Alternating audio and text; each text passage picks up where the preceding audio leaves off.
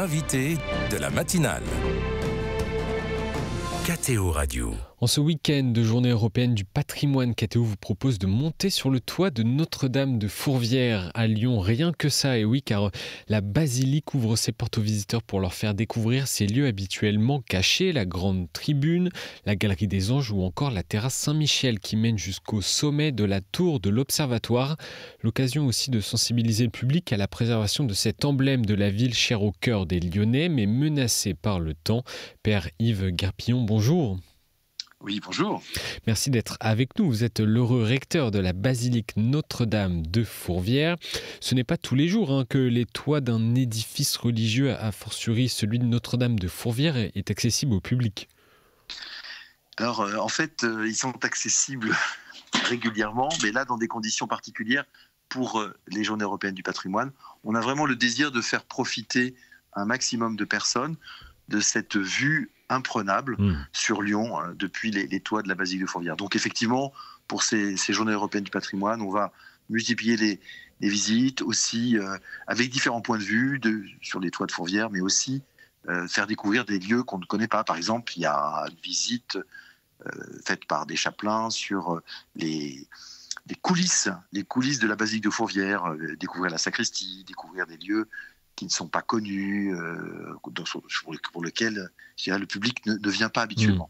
Il y a plusieurs lieux remarquables à découvrir dans la basilique. Il y a plein de lieux remarquables. Je voudrais simplement attirer l'attention sur un qui est pas assez connu à mon avis. C'est la chapelle de la Vierge Marie, donc qui se trouve en fait l'édifice le plus ancien de Fourvière, qui date du XIIe siècle, qui a été refait au XVIe siècle. Et en fait, cet édifice, cette chapelle de la Vierge, est une petite chapelle.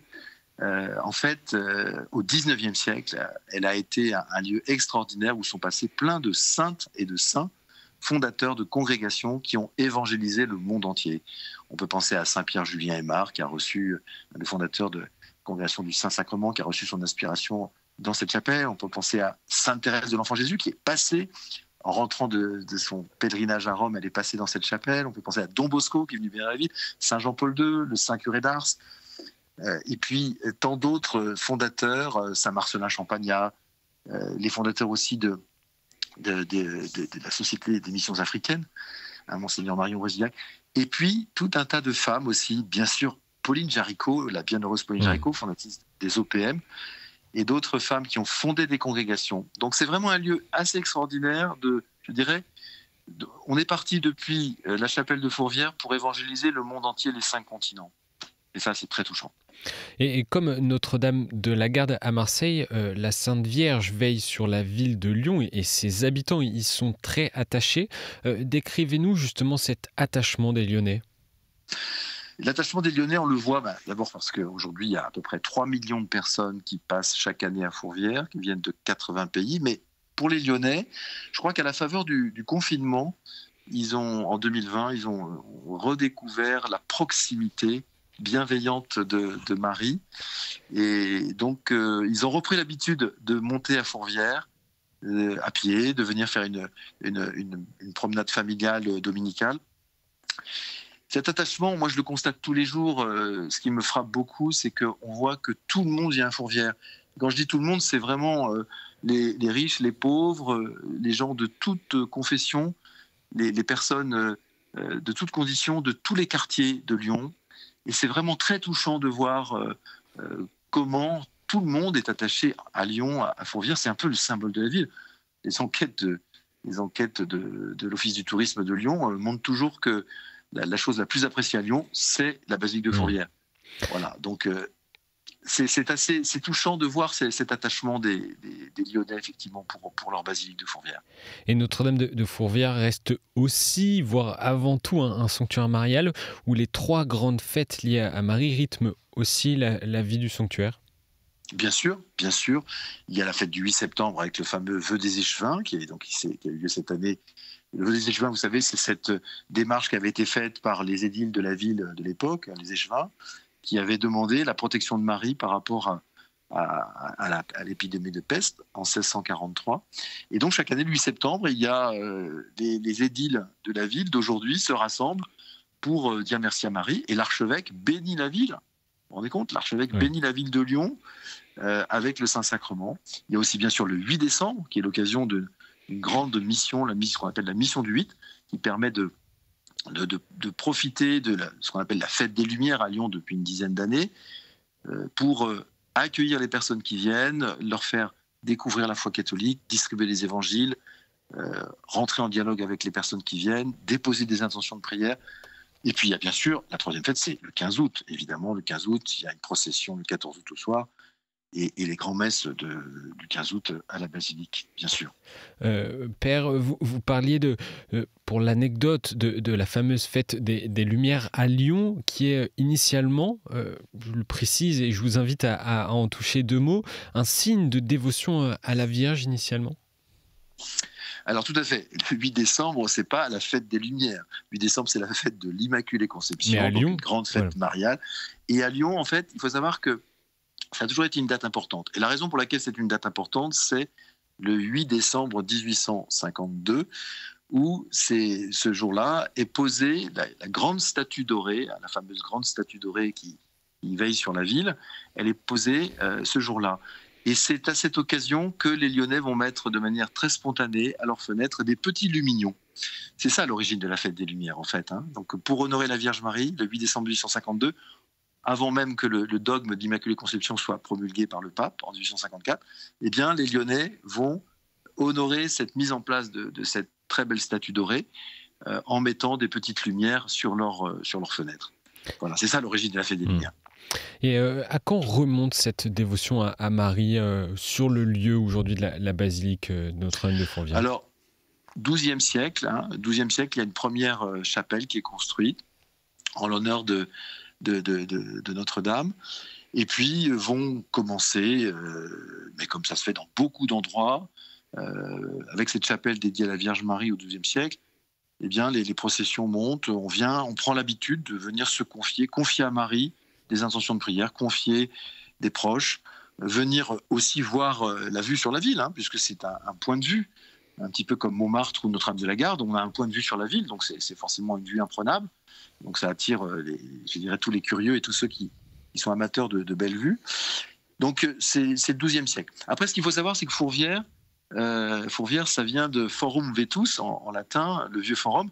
Et en fait, Fourvière était le siège de Lugdunum, la ville romaine de Lyon, qui a été fondée en 43 avant Jésus-Christ. Donc il y a tout un enracinement d'une ville antique qui se déployait sur la colline de Fourvière, et qui était une ville romaine. Et je vous rappelle on parle du primat des Gaules pour l'archevêque de Lyon, parce que le plus ancien évêché de Gaulle, c'est quand même celui de Lyon, avec Saint Pothin comme premier évêque, et puis le grand Saint Irénée de Lyon comme deuxième évêque de Lyon. Donc il y a tout un enracinement très ancien à Lyon, même si la chapelle ne date que du XIIe siècle.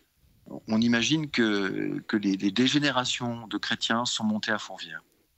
Et que trouvait-on en lieu et place de la basilique avant sa construction en 1884, je crois, Alors, la construction de la basilique, c'est plus précisément entre 1872 et 1896. Ce qu'on trouvait, c'est qu'il y avait des bâtiments qui ont servi notamment, et c'est assez touchant, des bâtiments qui appartenaient à des familles lyonnaises, notamment la famille Jaricot, et qui ont servi à accueillir des œuvres pour accueillir des enfants, et notamment en lien avec le bienheureux Antoine Chevrier, qui sera honoré à Lyon d'une manière particulière en 2026, pour les 200 ans de sa naissance. Donc le père Chevrier a commencé une œuvre, ce qui s'appelait la Providence de Fourvière, qui a eu la Providence du Prado, qui a commencé en fait sur le site de Fourvière, à l'endroit même où est la basilique aujourd'hui. Alors après, ça s'est déplacé dans d'autres endroits, ça n'a pas duré très longtemps. Mais donc effectivement, il y avait, et puis alors bien avant, il y a eu, on le sait maintenant, une basilique romaine sur le site de la basilique. Donc dans les premiers siècles, alors cette basilique s'est effondrée, je crois que c'était à peu près au 3e, 4e siècle, mais il y a eu donc effectivement cet espace a été vraiment habité. Je ne veux pas être prétentieux, mais il y a quand même quelques liens entre Lyon et Rome. Parce que vraiment, on a vraiment une ville romaine à Lyon, On a un théâtre antique, où il y a les Nuits de Fourvière aujourd'hui. On a aussi un amphithéâtre qui se trouve du côté de la Croix-Rousse, où ont été martyrisés Sainte Blandine, et les premiers martyrs de Lyon en 177. Donc il y a vraiment tout un espace qui a toujours été habité, vécu et habité par les Lyonnais. À l'instar de Notre-Dame de la Garde actuellement en travaux, d'importantes rénovations sont prévues à Notre-Dame de Fourvière, notamment pour éviter au tour sud et à une des tours nord de s'effondrer. Dans quel état se trouve la basilique aujourd'hui ? Alors, il faut préciser un petit peu les choses parce qu'il y a beaucoup de bruit qui ont couru suite à la campagne de communication. En fait, les tours ne s'effondrent pas, mais les tours s'abîment. Et donc, les tours s'abîment parce qu'elles sont dans une pierre qui s'abîme assez facilement, qui peut être abîmée par le vent et par la pluie. Et donc, les deux tours qui sont les plus abîmées aujourd'hui, ce sont les tours ouest, nord et sud-ouest, nord-est et sud-ouest.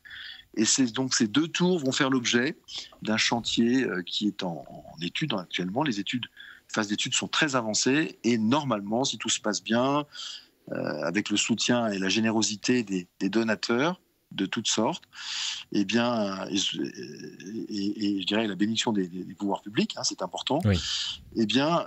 Ça devrait démarrer, les chantiers devraient démarrer au printemps 2026. Donc réfection des deux tours ouest de la basilique, un chantier de 2 ans à peu près.